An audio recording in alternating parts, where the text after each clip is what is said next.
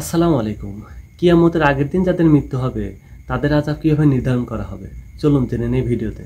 নাস্তিক বন্ধু আছেন, তাদের খোঁচাখুচি করা অনেকগুলো প্রশ্ন আছে এবং অনেক সংশয়বাদী মুসলমান আছে যাদের এই প্রশ্নগুলো থাকে। তাদের প্রশ্নটার মানে হলো আল্লাহ তাআলা শত শত হাজার হাজার বছর কিয়ামতের চাইতে আরো হাজার বছর আগে যারা দুনিয়া থেকে মারা গেছেন তাদের অপরাধী হলে তাদের কবরে শাস্তি দিবেন, আবার ঠিক কিয়ামতের আগের দিন যে মারা যাবে তারেও শাস্তি দিবেন। এখন প্রশ্ন হলো যে কিয়ামতের আগের দিন মারা গেলে সে তো কয়েক ঘন্টা বা একদিন শাস্তি পাইলো, যে হাজার হাজার বছর আগে মারা গেলে সে তো হাজার হাজার বছর ধরে শাস্তি পাইলো, তাহলে দুজনের প্রতি দুই রকম আচরণ হলো, জুলুম হয়ে গেল, বৈষম্য হয়ে গেল। এটা তো আল্লাহ তাআলা করার কথা না।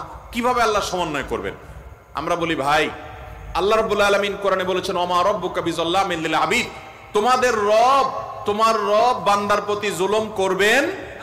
অতএব আল্লাহ তাআলা কিভাবে ইনসাফ করবেন সেটা নিয়ে তোমার চিন্তা না করলেও, একজনকে আপনি 10টা কিল দিছেন, কিল বুঝুন তো, 10টা কিল 10টা ঘুষি দিছেন একজনকে, এই ঘুষিগুলা দিছেন হলো 100টা ওজনের, 100টা ওজনের 10টা ঘুষি দিছেন আস্তে আস্তে।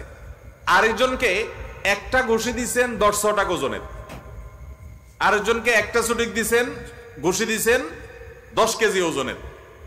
তাহলে একজনকে একটা দিয়া আরেকজনকে 10টা দিয়া সমান সমান হতে পারে কি পারে না?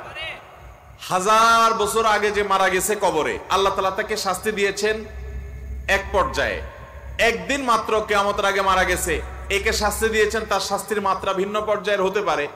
কিভাবে ব্যালেন্স করবেন, কিভাবে ইনসাফ করবেন সেটা আল্লাহ ভালো জানেন, কিন্তু আল্লাহ তাআলা ইনসাফ করবেন, তিনি জুলুম করবেন যার যতটুকু প্রাপ্য আল্লাহ তাআলা তাকে ততটুকুই বুঝিয়ে দিবেন, এর ব্যতিক্রম করবেন না। আল্লাহ বলেছেন হাদিসে কুদসিতে, আমি নিজের প্রতি নিজে জুলুমকে হারাম করে দিয়েছি, অতএব তোমরা একে অন্যের প্রতি জুলুম করবা না।